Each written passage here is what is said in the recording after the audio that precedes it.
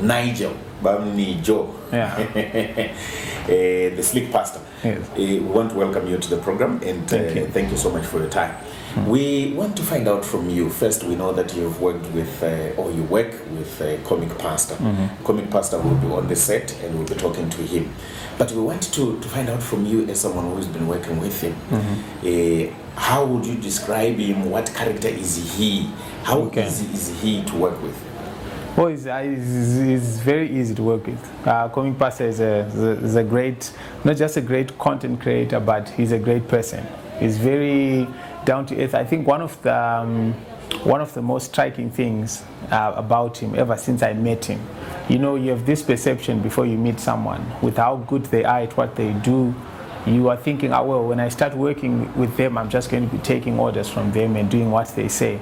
But from day one, I've always been surprised by how open he is to other people's ideas, other people's suggestions, how he actually asks for, you know, direction in a lot of instances. Like, so what should we do here? How do we go about this kit? What do you think?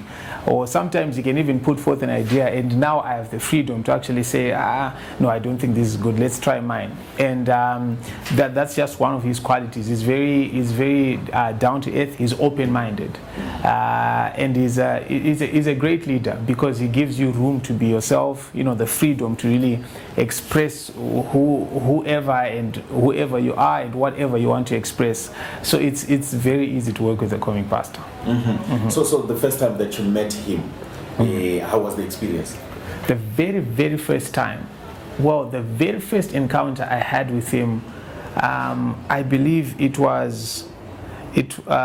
were going for, I had been invited to a certain event. I had been invited as an MC, and he was invited as a guest of honor. So we met him along the way going to the venue. And he was actually first to reach out to me and said, comrade, because I had started creating my content. That was 2018, so I had been doing it for about a year. And he was like, we should work on something together. I was actually the first one to say that. But I went for like a year without reaching out to him because I didn't feel like I had any idea that was worth his time. So it was really warming, and I got his contact. But I was never, you know, calling him and texting him back and forth because I wanted to sort of just preserve his perception of me. I didn't want him to get tired of me, but you know, you're calling all the time and stuff. So I always had his number, and I never texted often. I only called when there was something necessary. And I think the next time I was calling, it was in regards to him emceeing my cousin's wedding and stuff like that.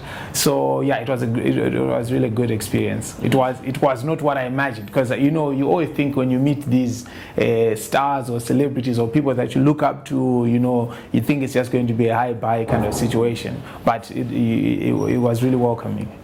What would you say in the line of work that you have had with him is one thing that shocked you? One thing that shocked me. Well, shock is a very strong word. I'm not easily shocked generally. But well, I think it's playfulness. It's playful nature. Yeah, because you would think, in as much as he's a comedian, but you would think with how much he has managed to achieve, you would think it's because he is always, you know, serious and always working and always plotting and always saying, we are on set, let's shoot, and you know, no time for games and stuff like that.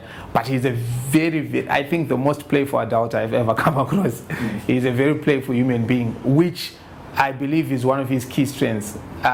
So yeah, it has always taken me by surprise, up to a point where I've accepted it, up to a point where it has sort of rubbed off on me as well. I think that's how we get our juices flowing, you know, our creative energy to really get going. So yeah, he's a very playful guy.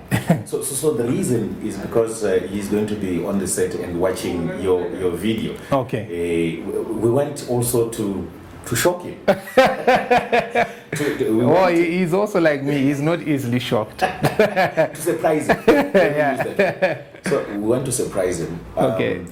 What do you think is also one thing that when he watches this video, he will say, "What? You cannot say this about me." Wow, that's a really hard one. You should have told me before, and I should have prepared and thought hard and deep. Comic surprise. This is really hard because I tell you, the man seems like he's always prepared for anything and everything you might say. This one is hard. Maybe we can move on while I'm thinking. Have you had any regrets from the first time that you've met him until today? Yes. What do you say? No. Yes, I have regrets. Maybe this is what is going to surprise him, this part only. But anyway, my only regret is that I didn't meet him earlier. That's my only regret, okay. Not meeting him earlier. I believe if I had met him earlier, I also even personally in my own journey as a creative, as a brand, I would have grown. But I also believe, in God's way of doing things. Maybe I think at the moment I met him, it was the right time. Maybe I was ready to be in a space to work with him. So, in all honesty, I don't have any regrets. How do you imagine Zimbabwe and the creative sector minus Comic Pastor? There would be a very huge gap. And I'm not saying this just to flatter him because he's watching or for the sake of our relationship, but this is very honest because when I look at the work that he does, and the what he represents and what he stands for and the way he presents and does his things, it's very, very unique. There are so many artists, so many creatives, so many comedians, so many entertainers in this country, but in some of them, what you will not find is something that stands out, because I believe that's the most important thing, not just as an entertainer, but as a human being.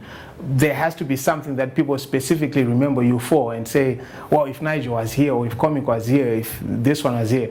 So with Comic Pastor, when it comes to the area of being able to merge art and commerce, because there have been a lot of artists who have not been able to monetize what they're doing, and people die poor, people die broke, and people laugh at celebrities and they mock people who were once very popular because their fame did not amount to anything substantial or material. But I think he has had a very unique and smart and creative way of maintaining his comic flair, but also being able to engage, let's say, corporates and bring value to them and being able to make money out of that. And because of how he has done that, there are a lot of other people, myself included, because I remember that before I met the Comic Pastor, I think I had only done maybe 1 or 2 ads. And then when I met him, I actually learned the skill and mastered the art. Okay, so this is how you do your brand placement. This is how you can talk about a product and not be boring. This is how you can provide value for both your audience and the sponsor. And when I look at that, if we take Comic Pastor out of the equation and the ideas that he has brought, not just to us as a group or as an entity, but to the industry, there would be a serious gap, and probably things would be headed in a different direction compared to where they are right now. Yeah. So lastly, we spoke earlier about regrets, and you said what your regret was, and now we want to look at the positive. To say, what would you say was the pinnacle, was the climax of your relationship, your working relationship with Comic Pastor? Okay. Well, there are so many things to point out, but I think one of the most important takeaways and the highlights would be his enablement, how he has enabled me to self-discover. Because what usually happens is when people come together, especially a brand that is bigger or an artist that is bigger, when people come together, what tends to happen is that the smaller artist gets caught in the shadow of the bigger one, or becomes a backing vocalist, or just becomes a sidekick and stuff like that. But our partnership has enabled me to actually discover myself more and to also make a name for myself. There's a saying, there are people who say that when the moon is shining during the night, it's not actually the moon that's shining, but it's only reflecting the light of the sun.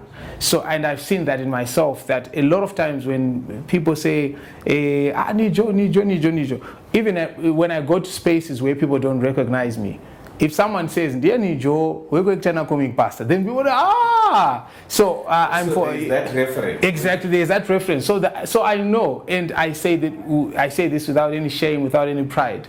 I say this humbly. I know that I draw a lot of light from him, but for him to be able to have done that and empower me to stand individually and make a name for myself as a separate brand, I think it's one of the greatest results of our partnership. Yeah.